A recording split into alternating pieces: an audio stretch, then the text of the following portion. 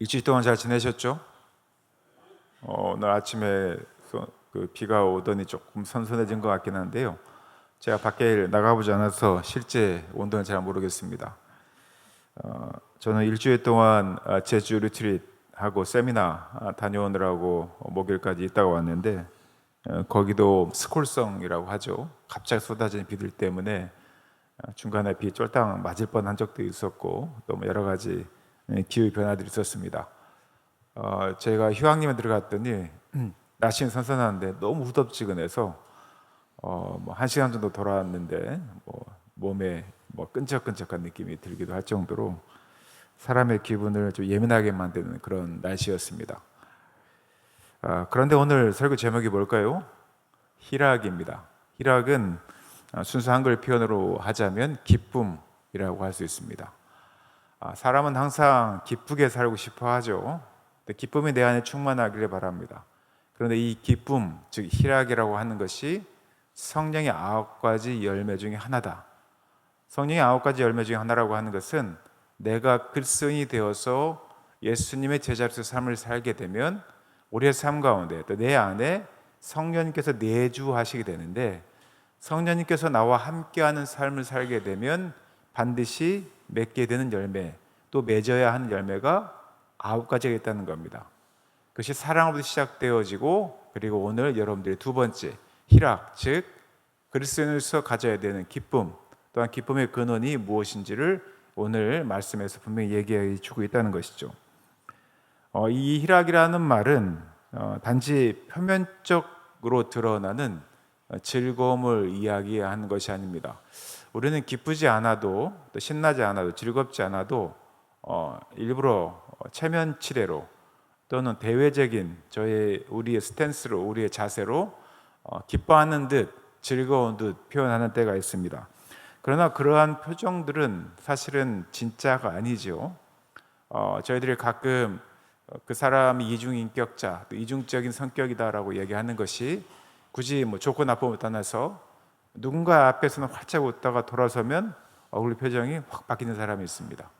이런 것들은 그냥 외식적인, 또 표면적인 즐거움, 기쁨을 표현하는 것에 그치는 것이죠. 그러나 성경에서 말하는 기쁨, 즉 희락은 성령이 우리 안에 계셔서, 우리 속에 계셔서 맺게 하는 기쁨을 이야기합니다. 이 기쁨은 일상적인, 그냥 표면적인 기쁨이 아니라 바로 거룩한 기쁨이죠. 예수를 믿기 때문에, 예수를 믿는 자의 삶을 살기 때문에, 성령이 내 안에 계시기 때문에 나도 모르게 삶을 통해서 드러나는 기쁨, 표현, 즐거움을 이야기하는 겁니다. 이러한 것들은 오늘 본문 외에 다른 성경을 다루겠지만, 그러한 기쁨들은 고난 가운데에서도 굳건히 서는 기쁨이라고 합니다. 사실은 우리가 모두가 좋을 때는 웃을 수 있습니다. 또 모두가 좋을 때는 같이 기뻐할 수 있습니다. 그러나 우리가 고난 가운데, 어려움 가운데, 절망 가운데서도 희망을 발견하고 소망을 주며 또한 기쁨으로 나아가는 건 정말 힘든 일입니다. 내가 힘든데 짜증나지, 내가 힘든데 분노하지, 내가 힘들기 때문에 다른 사람들에게 대해서 무례하게 대해도 괜찮아, 허락될 수 있어 라고 말하기보다, 그리스도인들은 성령이 내주 안에 하게 하시면 그리스도인이기 때문에 갖는 특별한 기쁨들이 있다는 거예요. 우리는 그리스도인들이 성장한다는 것은 이러한 성령의 열매들을 계속해서 맺어가는 것입니다. 물론 우리는 실패할 것입니다. 사랑하고자 하지만 사랑할 수 없고, 기뻐하고자 하지만 기뻐하지 못하는 경우들이 다반사입니다. 그러나 한 가지 조건, 성령이 내주하신다면, 예수님이 나와 함께 연합하다는 것을 느끼고 계신다면, 우리가 보는 시선과 우리의 보는 생각과 우리의 행동이 전향적으로 바뀌게 된다는 것이죠. 그것이 그리스도인들이 비그리스도인들과의 확연한 차이일 수 있습니다. 오늘 이 기쁨이 무엇인지 일단 원어로 한번 살펴보고요, 또 다른 성경에서는 어떻게 증언하고 있는지 한번 살펴볼 수 있도록 합니다. 그리고 마지막으로 우리가 일상에서 어떻게 실천할 수 있는지도 한번 제안해 보고자 합니다. 갈라디아서 5장 22, 23절에 나오는 말씀 중에 성령의 9가지 열매 중에 두 번째 열매 희락. 이 희락이라는 말은요, 헬라어로 카라라고 하는 말입니다. 이 카라라는 말은 감각적 쾌락이나 일시적 유쾌함이 아닙니다. 카이루라고 하는 기뻐하다, 희락이란 말은 기뻐하다라고 하는 카이루라는 말에서 파생된 말인데요, 근원적으로 이런 마음을 가지고 있습니다. 마음이 풍성하게 즐거운 상태. 우리가 어떤 사람을 만나면 그 사람의 표정이나 행동이나 말이 아주 풍성한 그러한 마음을 가지고 있는 사람들을 볼 때가 있습니다. 그렇지 않습니까? 여러분들이 그러한 존재일 수도 있고요, 또 여러분들이 만나면 사람들이 기분 좋게 하는, 누가 보아도 그 표정이나 말이나 행동이나 실제의 마음이 내 마음을 따뜻하게 하고 또 그 사람 안에 참 기쁨이 있다라고 느껴지는 그러한 사람들이 있습니다. 왜 그러한 것이 가능할까? 왜냐하면 그것이 마음이 풍성히 즐거운 상태가 계속 유지되기 때문입니다. 이것을 좀 어려운 말로 내적 충만이라고 합니다. 내적으로 내 안에 항상 뭔가가 충만한 거예요. 여러분들 자녀들을 사랑하는 마음이 너무 크면 보기만 해도 예쁘죠. 심지어는 말짓만 해도 예쁩니다. 우리 정준기 집사님, 우리 막내 보면 어때요? 막내가 항상 예쁜 말만 합니까? 그렇지 않죠? 물론 짜증날 때도 있어요. 힘들 때도 있습니다.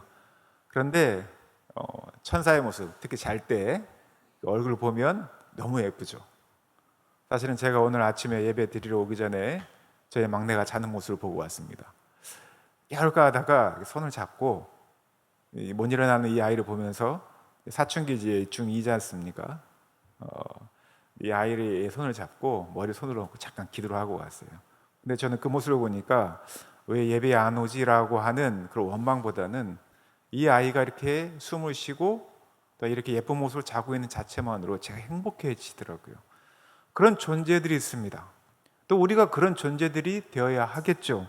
이렇게 나오는 기쁨들이 내적 충만입니다.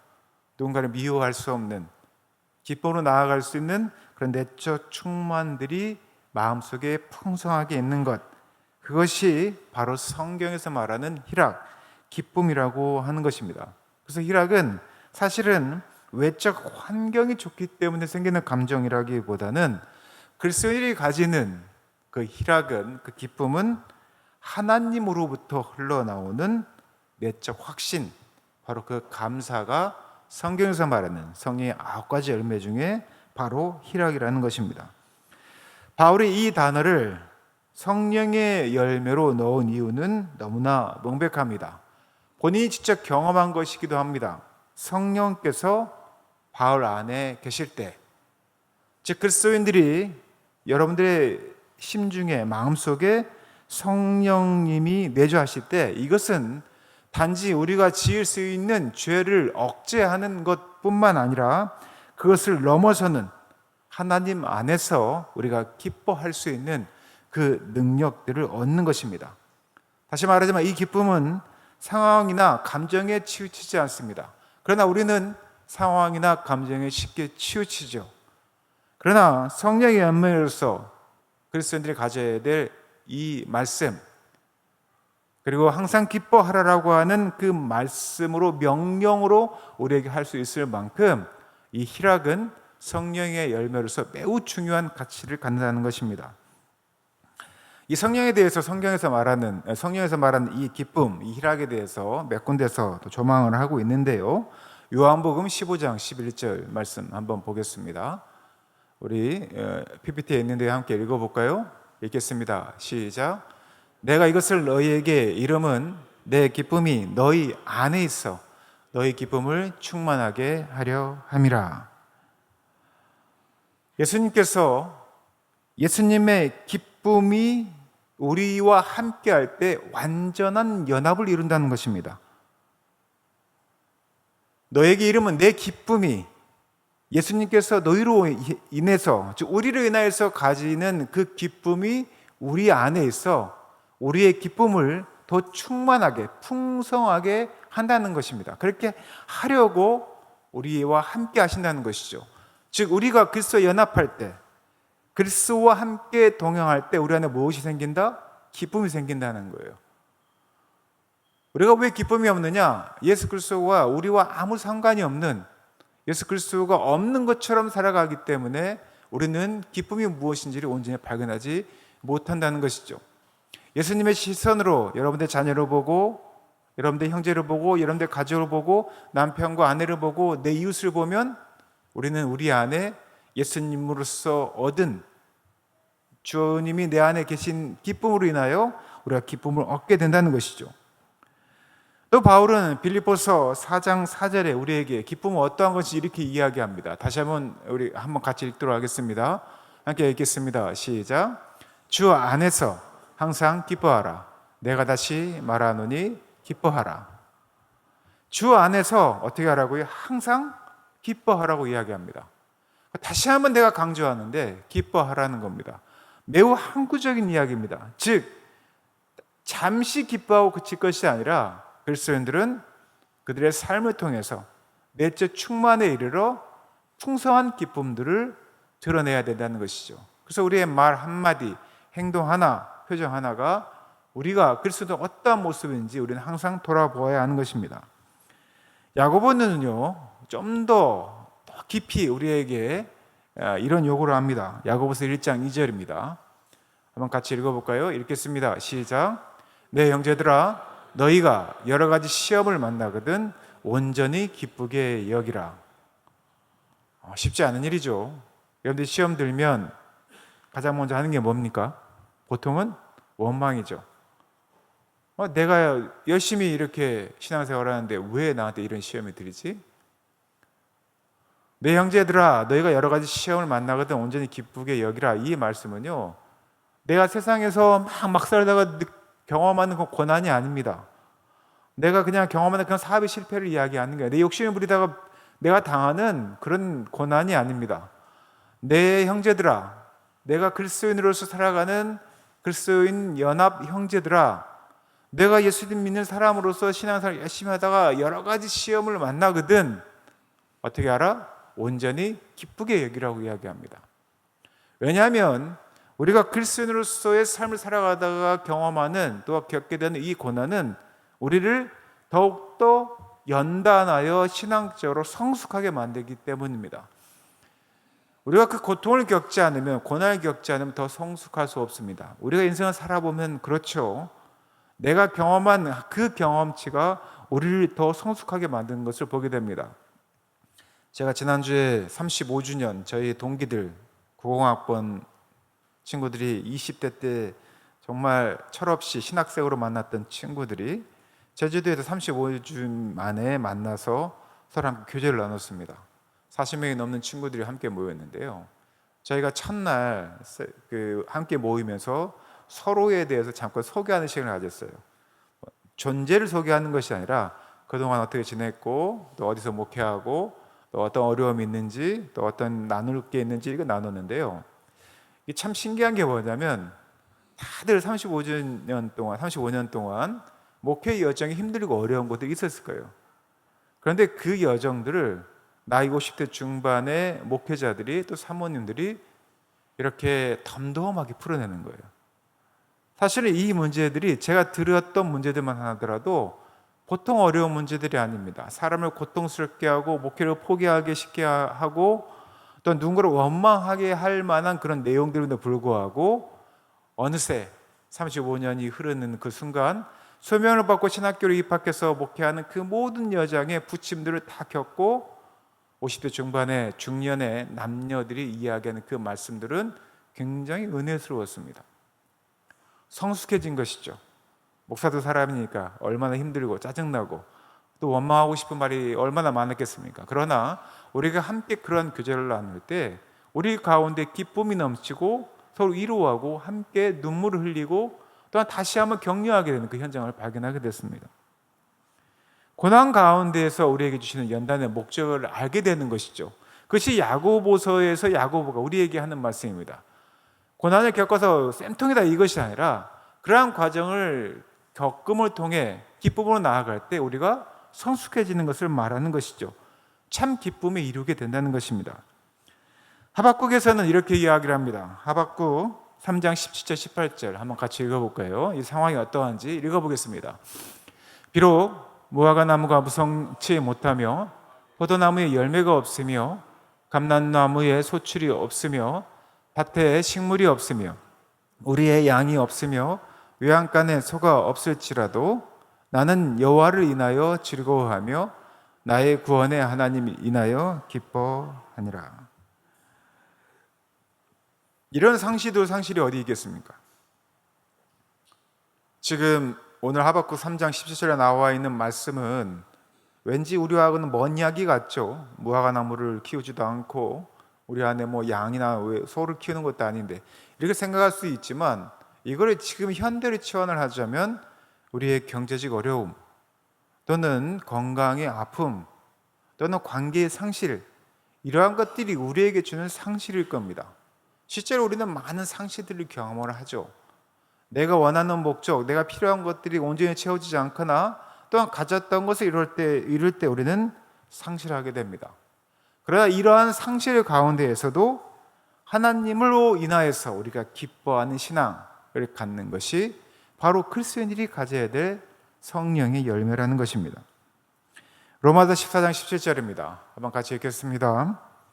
함께 읽겠습니다. 시작.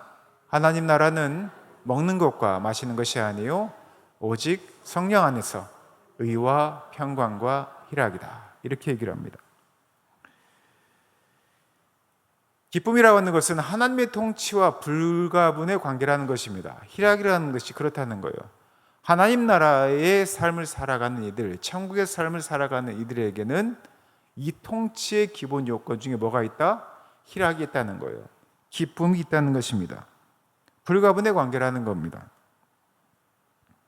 희락이라는 것은 오늘 여러분들이 읽은, 지금 여러분들이 오늘 갈라디아서에 있는 말씀 외에 요한복음과 또한 빌립보서와 야고보서와 하박국서와 또 로마서에서 하는 이 희락, 이 기쁨이라고 하는 것은 이것이 우리의 감정 이상의 것, 다시 말하면 그리스도인들은 하나님과 관계에서 나오는 삶의 방식임을 우리에게 말해주고 있습니다.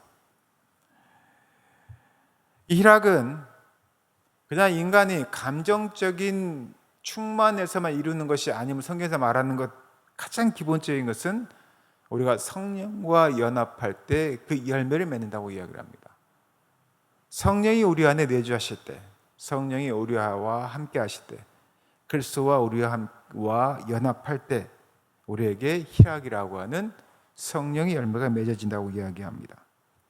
갈라디아서는요, 이 성령의 열매를 이야기하면서 그 전에 육신의 일에 대해서 이야기를 합니다. 육신의 일과 성령의 열매를 대조해서 말하는 것이죠. 육신의 쾌락을 쫓는 삶이 아닌 희락은 성령을 쫓는 삶이다.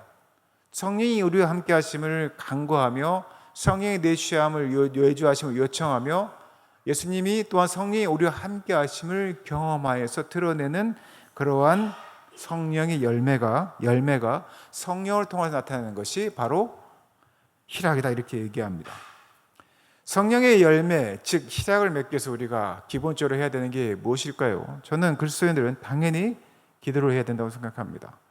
그리고 말씀에서 우리에게 무엇을 말하는지 알아야 합니다. 그리고 우리가 주님의 말씀대로 살지 못하거든 주님 앞에 회개하는, 나아가는 모습이 필요합니다. 그리고 서로 사랑함으로써 이 기쁨이 자라나게 됩니다. 이게 우리 그리스도인들에게 너무나 당연한 삶의 요구 조건이죠.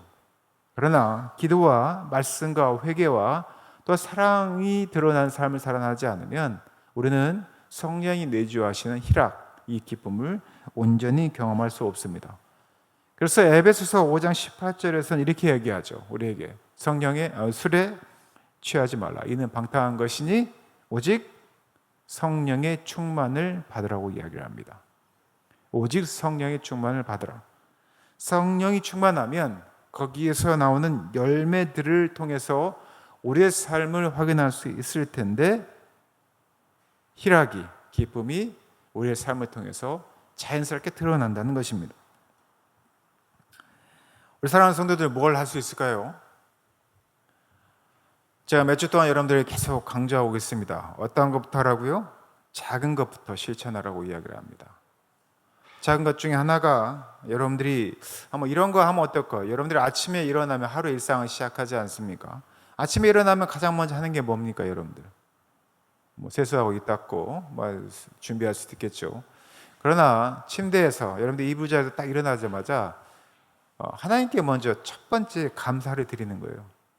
오늘 또 나의 생명을 허락하시고 하루를 허락하신 주님께 감사합니다라는 말을 여러분들이 입술로 또 마음속으로 고백하는 거죠. 일어나자마자 그걸 하는 겁니다. 그 외에도 여러분들이 감사할 만한 내용들을 한두 가지 정도 생각하고 아침 시작하면 여러분들 아침은 상쾌하게 시작할 겁니다. 그러면 기쁨의 출발점이 좋아지는 것이죠. 여러분들이 이렇게 주일 예배를 정기적으로 참석하는 것도 매우 좋습니다. 예배에 참석하셔서 오늘 하루 내가 일상에서 잘 할 수 없는 일들을 하지 않습니까? 아름다운 찬양을 드리고 또 기도로 준비를 하고 말씀을 듣고 성도들과 교제할 수 있는 귀한 시간을 갖습니다. 예배 드릴 때 예배를 통해서 누리는 기쁨, 또한 찬송할 때의 찬송의 멜로디와 그 가사 하나하나에서 느끼는 그 기쁨들을 여러분들이 주일 예배 때 만끽해 보시라는 겁니다. 그러면 이러한 찬양과 노래가 여러분들이 신앙을 기억하게 하고 또한 기쁨을 회복시키는 놀라운 능력을 발휘할 것입니다. 그리고 또 여러분들이 이 예배를 드리고 난 후에 그냥 떠나지 마시고 서로 악수를 하고 서로의 눈을 바라보며 서로 축복하고 또 시간이 된다면 하나님께서 나를 기쁘게 하셨던 그러한 간증들을 잠깐 나누는 거 좋습니다. 또 우리 어린아이들 보면 축복해 주시고 사랑의 말씀들을 해주시면 이 교제가 더욱더 풍성해질 것입니다. 또 야고보서가 말한 것처럼 또한 하박국서에서 나오는 하박국 선지자가 이야기한 것처럼 여러분들이 고통이 닥치거든 고난이 닥치거든 불평하기 전에 먼저 내가 이걸 통해서 무엇을 배웠는지 한번 생각의 전환을 할 필요가 있습니다. 그러면 우리 안에 기쁨이 느껴지게 됩니다. 연단의 결과가 보이거든요. 내가 이것을 통해서 어떻게 성숙하고 또 어떻게 성장했는지를 보는 그 삶의 자세를 바꾸는 것, 그런 훈련이 필요한 것을 한번 여러분들이 해보셨으면 좋겠습니다. 더 나아가서 여러분들 이웃에 있는 분들을 섬김으로 갖는 그 기쁨을 여러분들 얻었으면 좋겠습니다. 누구를 돕는다고 하는 것은 참 기쁜 행위입니다. 이것들은 적당한 마음으로 되지 않죠. 그에 대한 우리의 사랑과 또한 자비와 긍휼의 마음이 없다면 이웃을 섬길 수 없습니다. 누군가 어려움을 겪고 있다면 여러분들이 경제적으로든 아니면 시간을 내서든 여러분의 몸으로든 그들을 도움으로 갖게 되는 기쁨, 섬김과 봉사로 인해서 얻는 기쁨들을 확장할 수 있었으면 좋겠습니다. 주는 기쁨이 무엇인지를 경험하게 되는 것이죠. 오늘 예배 중에 여러분들은 예배 이 주보에 보면 지난주 말씀 돌아보기에 하단에 보면 오늘 설교 중 은혜가 된 말씀 한 줄 적기가 있습니다. 이것은 여러분들 예배 중에 얻게 된 깨달음 또는 여러분들 기쁨을 얻을 수 있는 그런 내용들, 가장 기억나는 것을 적을 때 여러분들이 실제적으로 구체적으로 여러분들 삶 가운데 다시 한번 반복함으로 그런 훈련을 할 수가 있습니다. 여러분들 이 말씀 중에 단 한 구절이라도 이 한 줄 적기에 적어서 여러분들 삶 가운데 한번 지표를 삼을 수 있었으면 좋겠습니다. 또 하나를 요청하겠습니다. 용서와 화해의 실천입니다. 용서와 화해의 실천이 매우 중요한 이유는 우리 마음에 갖는 분노와 원한, 이것은 기쁨의 적입니다. 내 안에 분노와 원한이 있는데 기쁨이 일어나겠습니까? 불평과 짜증밖에 없죠. 그래서 우리가 용서와 화해 실천하는 겁니다. 화해를 하려면 먼저 뭘 해야 될까요? 먼저 사과해야 되죠. 그리고 용서하는 용기를 내십시오. 화해는 먼저 사과를 해야 시작이 되는 거고요. 용서는 용기가 필요한 일입니다. 그것을 회복하는 겁니다. 관계의 회복은 성령의 기쁨을 우리 안에 회복시켜 줍니다. 마지막으로 매주 강조하는 건데요. 여러분 새벽마다 새벽 묵상을 여러분들에게 새벽 5시에 보내드립니다. 새벽 5시에 듣지 않더라도 단 3분짜리 짧은 쇼츠니까요. 여러분들이 그 말씀을 조용한 가운데 묵상하시길 바랍니다. 이 새벽 묵상이 그 하루 여러분들에게 주는 말씀을 통해서 이 3분이 여러분들에게 말씀을 듣는 훈련을 하게 할 것입니다. 말씀을 듣는 훈련 가운데 하나님의 임재 가운데서 오는 기쁨은 여러분들을 차분하게 만들고 여러분들의 신앙을 견고하게 만들 것입니다. 여러분의 표정이 바뀔 것이고 행동이 바뀔 것이고 언어가 바뀔 것입니다. 이게 전통교회, 우리와 같이 오래된 교회들에서 필요한 이유입니다. 여러분들이 가지는 전통과 여러분들이 보여주는 이 안정성이 주는 가치가 매우 큽니다. 우리 성도들이 주일날 예배당에 와서 나갈 때 서로 환하게 웃고 또 우리 어린 친구들을 환하게 맞이하면 이것이 주는 확신적 기쁨이 그들에게 끼치는 영향이 있습니다. 여러분들 가정 안에서도 여러분들 서로에게 갖는 또는 여러분들 이웃에게 주는 단 하나의 그 표정이 이 확신 가운데 확신적 기쁨 가운데 나는 그 표정이 여러분들의 주변을 바꿉니다. 그리고 그 기쁨이 전파됩니다. 한번 해보십시오. 아침에 새벽 묵상을 들으시고 하루 시작해 보시고 일어나자마자 내가 감사할 내용이 무엇인지 찾아서 먼저 감사하는 기도를 하시고 또 여러분들과 만나는 사람들에게 그리스도인으로서 주는 덕담들과 축복들과 사랑의 언어들을 하시고 또한 누군가를 돕는 그러한 행위들을 계속해서 반복할 때 이 중에 하나만이라도 선택해서 여러분들이 실천할 때 그 성령의 열매는 한순간에 맺히지 않는 것처럼 보이지만 꾸준한 순종 가운데 주님의 기쁨이 여러분들 가운데서 자라게 될 것입니다. 여러분들 희락하십시오. 여러분들 가운데 확신적인 기쁨이 계속해서 순종 가운데 자라기를 바랍니다. 그러할 때 성령의 열매로 인하여서 여러분들이 그리스도 안에서 그리스도께서 주는 그 기쁨이 여러분들의 삶 가운데 일상 가운데 드러남으로 하나님 나라가 믿지 않는 이들에게 또 여러분의 삶 가운데 온전히 드러날 것이라는 그 믿음을 가지고 오늘 하루 또한 이후의 삶들을 살아가시기를 예수님의 이름으로 축원하고 부탁드립니다. 함께 기도하겠습니다.